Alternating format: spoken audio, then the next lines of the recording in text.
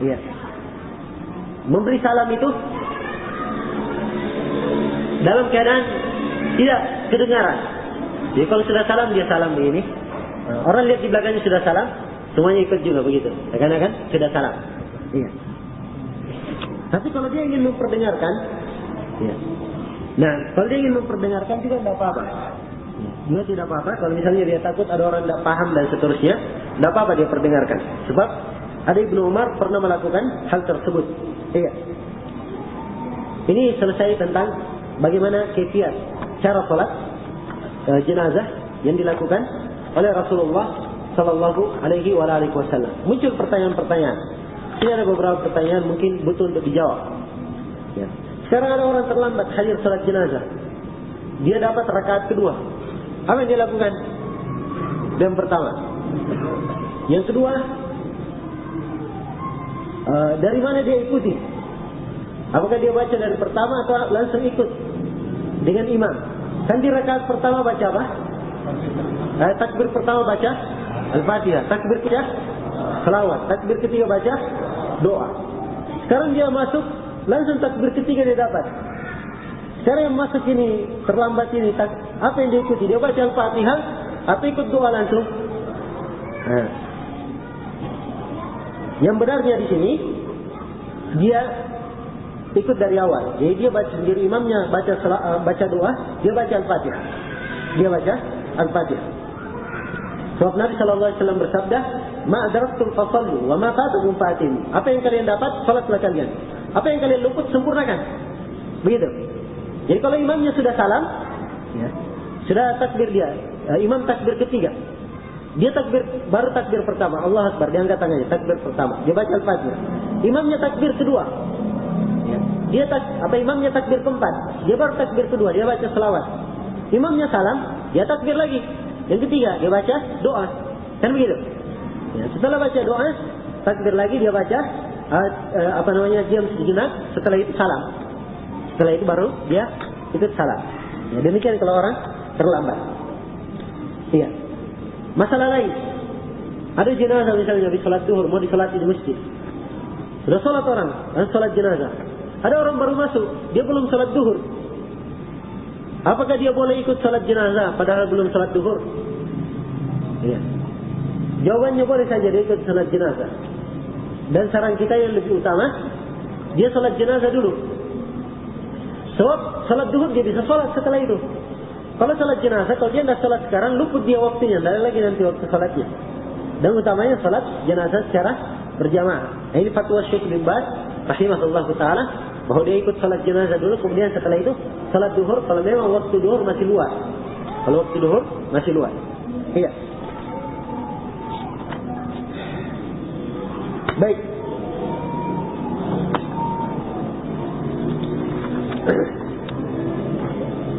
Kemudian tentang waktu salat jenazah. Waktu salat jenazah tidak boleh dilakukan kecuali atau tidak boleh dilakukan di 3 waktu darurat. Dia di 3 waktu terlarang, kecuali dalam keadaan darurat. Ada 3 waktu terlarang, dilarang salat jenazah di situ. Ketika matahari terbit, ketika matahari terbenam, dan ketika matahari berada di tengah-tengah. Ini 3 waktu terlarang. Diterangkan itu dalam hadis Uqbah bin Amir, riwayat Imam Muslim. Iya.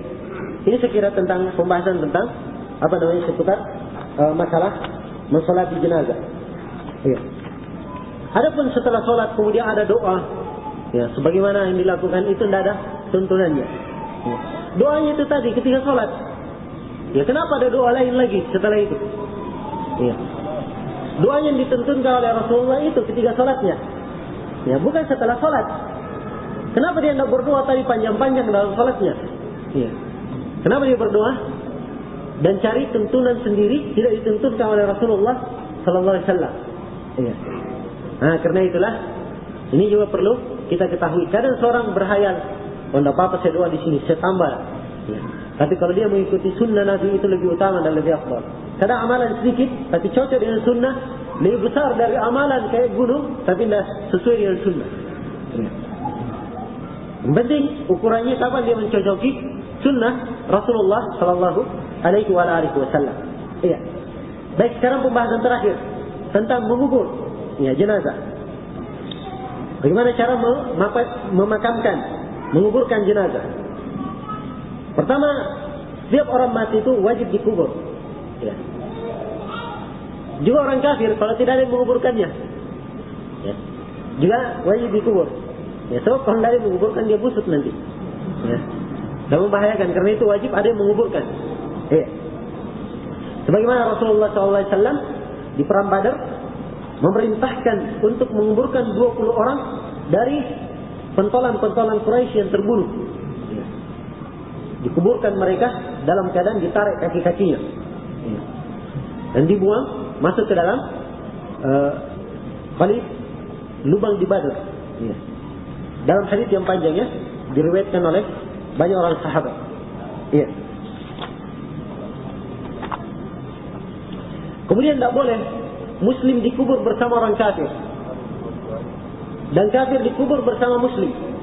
Tapi kaum Muslimin dikubur di kuburan kaum Muslimin, orang kafir dikubur di kuburan orang kafir. Ya, jangan satu kuburan. Kalau ada kuburan di situ ada orang Muslim orang kafir, jangan kubur saja, cari kubur yang lain. Ya, kubur yang Muslim saja. Ya. Nah, ini ditunjukkan dalam beberapa hadis disebutkan di sini oleh Syekh Al-Albani rahimahullahu taala. Ya. Kemudian sunnahnya dalam penguburan itu dikubur di kuburan. Ya. Dikubur di kuburan. Bukan dikubur di rumah atau dikubur di pekarangan rumah. Ya. Atau dikubur di depan masjid yang dia bangun. Ya. Ini semua dari kesalahan-kesalahan. Ya. Harusnya dikubur di kuburan kaum muslimin. Betapa banyak itu para sahabat semuanya dikubur di Baqi. Ya. Tidak ada yang dikubur di rumahnya kecuali Nabi. Memang kekhususan bagi Nabi. Nabi itu punya kekhususan. Kalau Nabi, seorang Nabi meninggal, dikubur di tempat dia meninggal. Itu kekhususan, hukum khusus untuk seorang Nabi. Ya. Adapun Abu Bakar dan Umar, yaitu hanya sekedar ikut. Karena berhubung Nabi sudah ada di situ dikubur, mereka pun dikubur di situ juga. Ya. Demikian. Dan memang keutamaan khusus untuk mereka berdua. Ya. Untuk mereka berdua. Dan Nabi mengisyaratkan memang dalam beberapa hadis tentang itu. Ya. Dan rumah Nabi itu bukan cuma di situ. Ada kamar yang lain. Kenapa sahabat tidak dikubur di kamar yang lain? Kenapa Aisyah tidak dikubur di kamar yang lain, tapi dikuburnya di Baqi? Ya. Aisyah radhiyallahu anha dikubur di pekuburan Baqi, pekuburan dekat Madinah itu, tidak jauh dari rumah Nabi. Ya.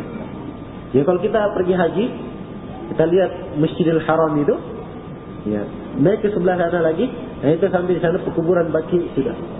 Situ dikubur para sahabat radhiyallahu taala anhum. Tidak ada yang dikubur di rumah-rumahnya. Ya, padahal betapa banyak sudah orang meninggal dah dikubur di rumah-rumahnya. Ya. Kalau mau dibilang punya keutamaan, mereka lebih punya keutamaan. Kan begitu? Ya.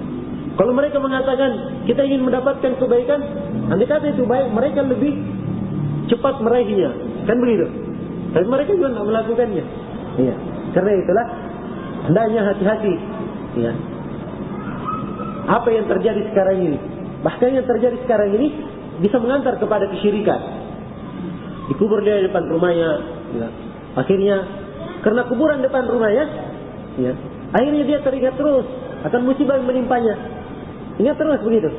Lama itu menimpa dia. Berbeda kalau kuburannya dari situ, nanti dia akan lupa misalnya, sesuatu saat dia tidak ingat. Tapi berhubung kuburannya ada di depan situ, akhirnya dia ingat terus. Ya. Demikian. Makanya termasuk mafsadah. Tidak tahu nanti suatu belakangan hari, mungkin orang-orang sekarang hanya mengubur anak-anak, keturunannya, cucu-cucunya nanti sudah menyembahnya mungkin. Kan begitu. Kita tidak tahu apa yang terjadi nanti belakangan. Sama dengan kaumnya Nabi Nuh. Ketika meninggal orang-orang salehnya dikubur mereka, orang-orang salehnya. Kemudian dibuat gambar-gambarnya. Dibuat gambar-gambar. Katanya gambarnya kita kenang. Ya. Supaya mengenang mereka. Ya, mereka tahu gambar ini dibuat cuma dikenang. Orang-orang yang buat gambar meninggal, lahir anak-anaknya masih biasa. Anak-anaknya meninggal, lahir lagi cucu-cucunya, terus turun-temurun sampai akhirnya gambar itu dirubah jadi patung, akhirnya disembah. Ya. Itu bahayanya. Kalau menjalankan sesuatu tidak dibangun di atas tuntunan Rasulullah SAW. Dan apa salahnya kalau kita dikubur bersama kaum muslimin? Orang lewat di kuburan kan didoakan, ya, doa kebaikan untuk penghuni kubur. Kita juga dapat manfaat doa itu, ya. Kan begitu? Ada kan doa masuk kuburan? Itu untuk seluruh kaum orang-orang yang dikubur. Kalau dia tidak dikubur di situ, dia tidak dapat doa. Ya. Dia tidak mendapatkan doa tersebut. Ya. Karena itu, hendaknya tidak ada pemisahan-pemisahan seperti itu. Sama saja kuburan di depan rumah, kuburan di kuburan, juga semuanya masuknya ke liang lahat. Sama, tidak ada bedanya. Ya. Karena itu tidak wajar kalau ada pembedaan-pembedaan tersebut, apalagi bertentangan dengan syariat Rasulullah Sallallahu Alaihi Wasallam. Iya. Kemudian tidak boleh mengubur jenazah, ya, pada 3 keadaan ini, kecuali dalam keadaan darurat. Yang pertama, mengubur di 3 waktu yang kita sebut tadi. Mengubur ketika matahari terbenam, ketika matahari berada di tengah-tengah, dan ketika matahari terbenam. Ya. Tidak boleh mengubur di situ, kecuali darurat. Ya. Yang kedua, di malam hari. Harusnya yang mengubur di malam hari kecuali darurat. Sebab ketika para sahabat mengubur di malam hari, ya, mereka menguburnya, ya, dengan kafan yang tidak bagus, kemudian banyaklah kesalahan. Akhirnya Nabi melarang. Ya. Kata beliau, kecuali kalau terdesak. Kecuali kalau terdesak. Ya, misalnya mayatnya, bangkainya misalnya tidak boleh terlalu lama di rumah sebab dia ada penyakit tersendiri, harus cepat dikuburkan. Cepat dikubur tidak apa-apa. Sebab ini darurat. Iya. Kalau dia lama di rumah, maka kalau bukan darurat, maka harusnya dikubur nanti setelah terbit fajar atau nanti setelah terbit matahari. Ya, demikian harusnya. Terbit matahari baru dikuburkan. Ya. Itu pun dikuburkan, bukan disolatkan. Ya. Kalau disolatkan nanti setelah subuh cepat solati setelah subuh. Ya. Kemudian setelah subuh bawa ke kuburan. Ya, tunggu sampai matahari terbit. Begitu matahari terbit langsung masukkan, ya, ke kuburnya. Ya, masukkan kuburnya, tanam, selesai. Demikian harusnya kalau ingin segera melaksanakan sunnah. Ya. Kalau sekarang ini lain. Ya. Jangankan itu, sudah berada di rumah, kadang 1-2 hari di rumah, tunggu dulu keluarga dari Jawa, tunggu ini mau datang, tunggu itu mau datang. Ya, ditunggu dulu paduan suara. Ya. Tunggu datang yang menangis. Ya, dan seterusnya. Ini sangat merepotkan banyak pihak sebenarnya, tapi banyak orang tidak paham hikmah-hikmah syariah. Ya, syariat Islam ini penuh dengan kemudahan dan penuh dengan hikmah yang mulia. Cuma banyak dari kaum muslimin tidak memahami. Ya. Karena itu hendaknya kita melaksanakan hal tersebut sesuai dengan tuntunan Rasulullah SAW supaya kita mendapatkan kebaikan di dunia dan di akhirat. Untuk kita masih hidup mendapatkan kebaikan, dan juga untuk keluarga kita yang meninggal juga mendapatkan kebaikan. Karena kita melaksanakan sunnah Rasulullah SAW. Iya.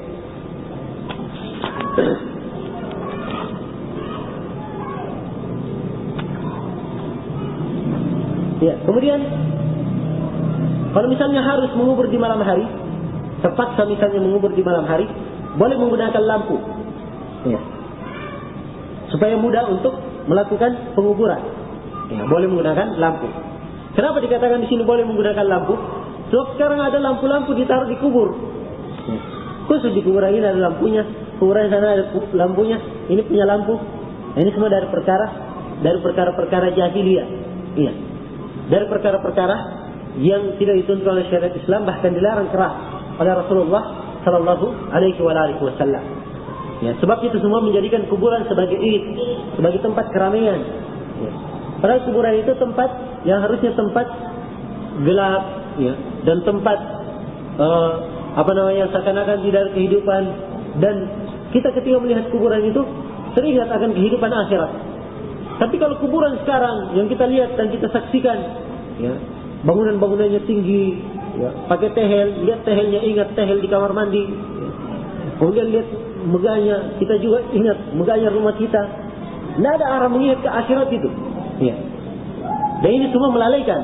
Nah, karena itulah sekali lagi Ya, perkara-perkara yang menyelisih syariah itu, ya betul-betul akan menimbulkan perkara baru. Kalau kita melakukan sesuatu, meninggalkan sunnah, pasti akan keluar muncul perkara-perkara baru. Kalau kita tinggalkan sunnah Nabi Sallallahu Alaihi Wasallam, bikin perkara baru akan kita tinggalkan sunnah. Iya, wallahul musta'an.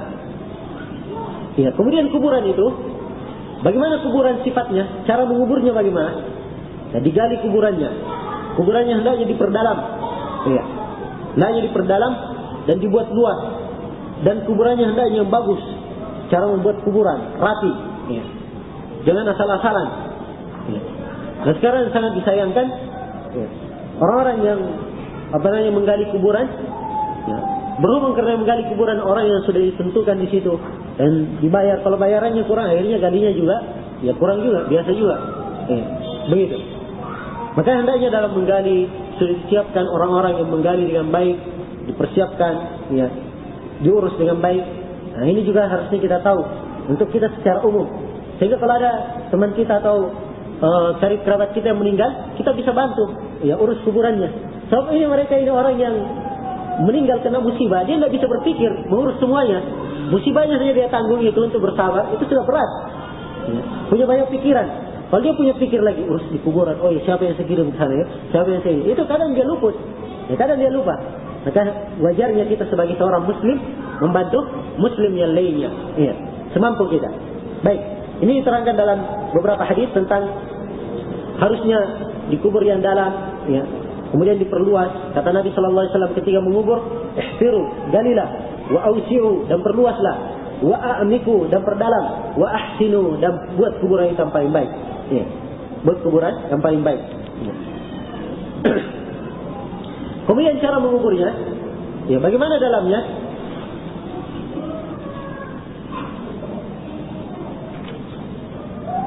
Kuburan itu, ya, kalau dikatakan sudah dalam untuk kadar yang cukup, itu sekitar 1,5 meter atau 2 meter, sekitar itu.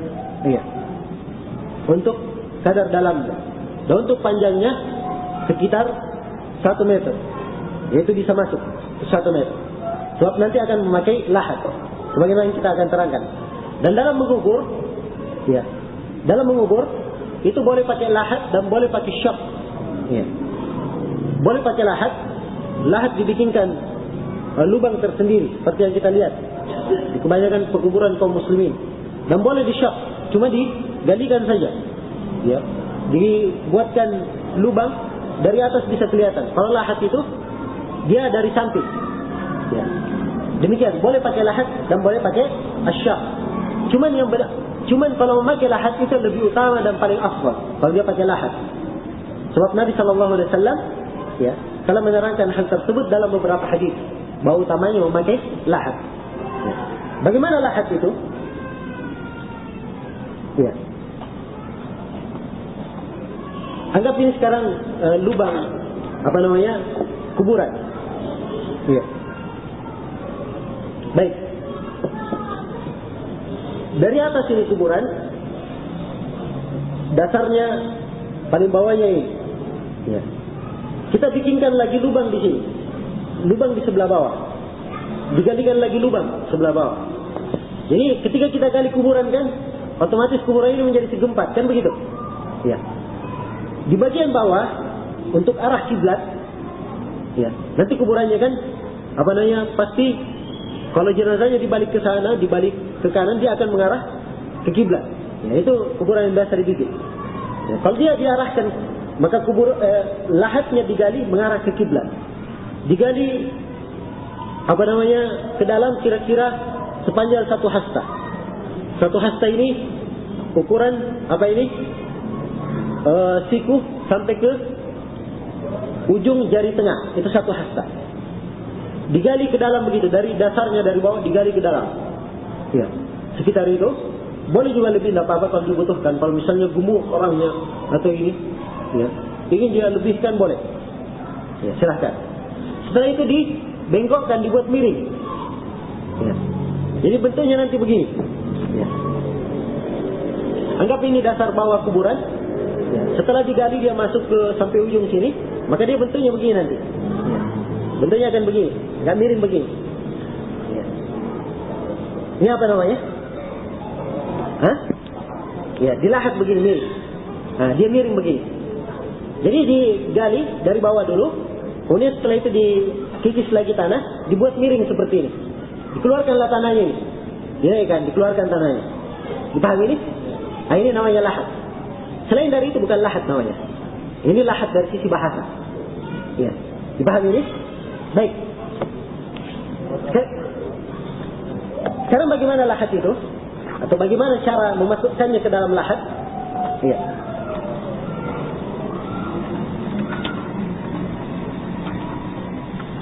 Sudah siap ya semuanya. Ya sudah siap, kuburannya sudah digali, lahatnya sudah siap. Sisa memasukkan mayatnya. Sekarang mayatnya mau dimasukkan. Dimasukkan lewat mana? Apakah lewat depan atau lewat belakang? Ya. Dimasukkan lewat arah kakinya. Nanti kan kakinya, di mana kakinya nanti posisi kan akan begitu kita lihat lahatnya sudah siap. Oh ini nanti kepalanya di sini, kakinya di sini. Nah, maka jenazahnya dilewatkan dari arah kaki masuk ke kuburan. Dilewatkan dari arah kaki. Ya. Demikian. Dipahami ya? Jadi dilewatkan dari arah kaki. Ya. Kemudian yang memasukkan jenazah ini hendaknya laki-laki, bukan perempuan. Walaupun jenazahnya perempuan. Ya. Kenapa harus laki-laki? Ya, sebab laki-laki lebih kuat dari perempuan. Ya. Dan kalau perempuan mengubur, ya, nanti dia akan bisa nampak sesuatu dari auratnya. Ya, karena itu yang menjadi yang menguburkan atau yang memasukkan jenazah itu adalah laki-laki, bukan perempuan. Dan memang paling utamanya memang yang memasukkannya keluarganya dari keluarga laki-laki. Apakah itu suaminya atau ayahnya atau adiknya, ya, keluarganya. Dan paling utama. Ya. Tapi ada beberapa syarat harus diperhatikan. Ya. Ada beberapa syarat harus diperhatikan. Setelah kita tahu boleh suaminya, boleh ini, syaratnya orang yang memasukkan ini ke dalam jenazah malam itu tidak melakukan hubungan dengan istrinya. Malamnya jangan melakukan hubungan dengan istrinya. Dipahami ini? Ya. Ini diterangkan dalam satu hadis yang diriwayatkan oleh Imam Al-Bukhari. Ya. Dari Anas bin Malik. Kata Anas bin Malik, kami menyaksikan jenazah seorang perempuan atau jenazah anak perempuannya Rasulullah ketika dikubur. Dan Rasulullah waktu itu duduk di kuburan. Ya, Nabi duduk, tidak menurunkan beliau. Ya. Nah, dan air mata beliau mengalir. Dan jenazah ini disebutkan dalam riwayat yang lain, dia adalah Ruqayyah. Ya, Ruqayyah putri Rasulullah yang dinikahi oleh Utsman bin Affan. Dan Utsman bin Affan sendiri tidak menurunkan jenazah istrinya, tapi menurunkan siapa? Nabi tanya, siapa di antara kalian malam ini tidak melakukan apa-apa? Ya. Maka Abu Talha mengangkat tangannya, saya Rasulullah. Ya. Kata Nabi, turunlah kamu. Dia menurunkan, kemudian menurunkan jenazahnya. Nabi berada di situ, Utsman bin Affan suaminya, dan juga tidak ada yang menurunkan. Dipahami ini? Maka harusnya yang tidak melakukan sesuatu di malam hari, itulah yang menurunkan jenazah. Iya. Nah, kemudian berikutnya, ya, setelah kita ketahui sunnahnya jenazah itu dimasukkan dari arah kaki, dimasukkanlah jenazah ini dari arah kaki. Kemudian jenazahnya diturunkan ke dalam lahat. Ya, diturunkan ke dalam lahat. Kemudian dihadapkan wajahnya ke arah kiblat. Jadi kalau diarahkan wajahnya ke arah kiblat, ya, tidak mungkin badannya tidak bergerak, kan begitu? Ya, tidak mungkin dia diputar lehernya menghadap kiblat, tapi badannya tetap. Ya, badannya tentunya juga menghadap ke kiblat. Ya, begitu. Dihadapkan ke kiblat. Nah, diterangkan itu dalam beberapa hadis. Ketika menurunkan, orang yang meletakkannya di lahat itu membaca Bismillahi wa ala sunnati Rasulillah, atau boleh Bismillahi wa ala millati Rasulillah. Itu dua riwayat. Ya. Diucapkan dengan membaca itu. Turunkan sambil baca Bismillahi ala sunnati Rasulillah. Ya. Atau bisa Bismillahi wa ala millati Rasulillah. Ya. Baik. Dia turunkan Setelah diturunkan apa yang dilakukan? Hah? Dibuka pengikat kafan itu, dilepas pengikatnya. Bukan diambil lagi pengikatnya, enggak. Tetap, cuman ikatannya itu, ikatan talinya dilepas. Ya, direnggangkan, lepaskan. Ya, begitu. Biarkan talinya di situ, tetap. Ya. Dan ada orang macam-macam saja, ambil talinya kemudian dijadikan jimat, dijadikan ini. Ya, ini semua dari perkara-perkara yang aneh sebenarnya. Ya. Tidak tahu dari mana asal datanya orang-orang bisa berpikir seperti itu. Ya. Wallahu musta'an. Ya. Baik. Setelah itu, ya, setelah jenazahnya diturunkan, maka ditutup lubang lahat itu. Ya. Harusnya ditutup lubang lahat itu dengan batu-batu. Ya. Harusnya pakai batu, asalnya pakai batu. Ya. Sebab dalam hadis dikatakan wansibu alayya libn, dan tancapkan untukku libna-libna, batu-batu. Ya. Nah, sebagaimana ditancapkan untuk Rasulullah sallallahu alaihi wasallam, harusnya pakai batu. Nah, cara menancapkannya miring. Cara menancapkannya miring. Kayaknya miringnya ini diambil dari sisi bahasa. Itu bentuk lahat. Ya. Dari sisi bahasa. Jadi misalnya lahatnya tingginya begini, anggaplah tingginya 1,5 meter misalnya lahatnya. Karena kan digali masuk satu hasta, dan tingginya misalnya 1,5 meter atau 1 meter, masuk begini 1,5 meter. Ya. Maka ambillah batu-batu. Ya, cari batu-batu yang panjang. Batu-batu yang panjang dipasang miring. Ya. Jadi bentuknya begini, anggap ini lahat. Maka memasang batunya itu tidak tegak begini, tapi dia miring begini, agak miring. Pasang batunya. Begitu terus ditutup lubang-lubangnya. Kalau ada lubang celah-celah kecil, tutup lagi pakai batu-batu kecil.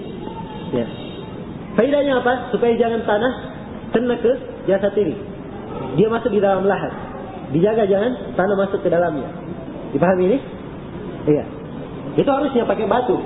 Pada dasarnya pakai batu. Iya. Kalau tidak ada batu, nah baru boleh cari yang lainnya seperti papan. Ya sekarang orang lakukan itu belum cari batu, belum cari apa, sudah bawa papan. Iya. Harus cari batu, kan batu banyak. Apalagi Indonesia ini subur batunya. Ya, banyak. Kan begitu. Ya. Dan mampu mereka kalau mengambil batu belum bisa mampu. Ya.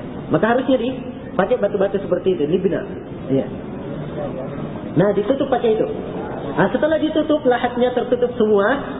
Nah, setelah lahatnya ditutup semua, maka diterangkan di sini kata Syekh Al-Albani, orang yang di sekitar kuburan itu boleh menuang 3 kali tuangan pasir dulu. Ya. 3 kali tuangan pasir dengan kedua tangannya. Disebutkan oleh beliau hadis, ya. Dan beliau sahihkan, walaupun ada sebagian para ulama yang melemahkan. Ya, cuma di sini yang perlu kita ingat, ada kesalahan di kalangan masyarakat. Dia tidak hanya sekedar menuang, tapi ada juga bacaannya. Ya. Dia tuangan yang pertama dia baca minha khalaqnakum. Tuangan yang kedua dia baca lagi wa fiha nu'idukum. Tuangan yang ketiga dia baca wa minha nukhrijukum taratan ukhra. Ini tidak ada dalilnya. Ya. Tidak ada dalilnya sama sekali. Ada dalilnya tapi dalam hadis yang sangat lemah. Ya. Dalam hadis yang sangat lemah. Karena itu tidak bisa diamalkan. Tidak bisa diamalkan. Jadi dituang saja. Dia menuangnya itu orang di samping kubur. Ya. Jangan melihat ada orang menuang, dia juga ikut menuang. Ya, begitu. Nuang 3 kali. Tuang 3 kali. Setelah itu kubur seperti biasa. Turunkan semua pasir. Ya. Setelah diturunkan semua pasir. Ya. Dan boleh pakai air. Ya. Boleh pakai air, boleh dibasah-basahi. Faedahnya apa dibasahi? Supaya tanahnya itu turun. Ya. Tidak ada keyakinan tersendiri. Ya. Cuma supaya tanahnya turun. Jangan sampai nanti hujan, karena tanahnya dibawa gembur, akhirnya dia turun begini. Ya, nanti besok hari dilihat, loh mana kuburannya hilang. Ya. Kan begitu kan? Ya. Makanya dikasih air supaya dia turun. Keras tanahnya. Ya. Demikian. Dan maksud dari di dalamnya jasad seorang muslim itu, jangan sampai tercium oleh binatang buas. Ya. Ada binatang buas bisa menggalinya dan seterusnya. Nah itulah makanya faedahnya dibikinkan lahat, kemudian dibikinkan ini supaya tidak bisa tergali. Ya. Nah, sebab jasad seorang muslim itu dihargai dalam keadaan dia hidup dan mati. dalam keadaan dia hidup dan dia mati. Iya. Iya. Setelah selesai ditanam, ada beberapa perkara yang disunnahkan. Disunnahkan mengangkat tanah yang naik dari kuburan itu, sunnahnya hanya 1 jengkal saja. Iya. Hanya 1 jengkal. Iya. Nah, sebagaimana kuburan Rasulullah SAW seperti itu, hanya 1 jengkal. Kemudian setelah itu dibuat 1 jengkal ini kayak punuk onta. Pernah lihat punuk onta? Ya begitu. Dibuat kayak punuk onta begitu. Ya. Nah, kemudian setelah itu diberikan batu-batu di sampingnya. Ya. Batu yang semisal atau yang semisal dengannya, ya, samping kuburan ini. Sebagaimana Nabi SAW ketika Utsman bin Maz'un meninggal, ya, maka didatangkan, beliau perintahkan orang ambil batu itu. Orang itu angkat tidak bisa, maka Nabi yang berdiri kemudian diangkat. Ya. Kemudian beliau letakkan batu itu, ya, ditaruh di kepalanya. Ya. Kata beliau, supaya saya tahu bahwa ini adalah kuburan saudaraku. Ya. Itu faedahnya, supaya ditahu ini kuburan. Ya. Supaya ditahu itu kuburan. Jadi boleh mengambil batu di situ, kemudian ditaruh beberapa batu-batu kecil di sekitar kuburan. Ya, faedahnya supaya ditahu ini kuburan, dan pasirnya kalau kena hujan tidak jatuh turun. Ya, tertahan oleh batu, sehingga dia tetap seperti kuburan. Nah, ini boleh kalau batu-batu sekedar dia pungut di sekitar kuburan. Adapun kalau dibangun kuburannya seperti yang dilihat sekarang ini, ya kuburannya dibangun, dipermegah, diperindah, ya pakai tehel yang mahal harganya, ya, kadang ada lampunya. Ini semua dari perkara yang dilarang oleh Rasulullah. Dan misi Rasulullah waktu itu, dia kirim Ali bin Abi Thalib, jangan sampai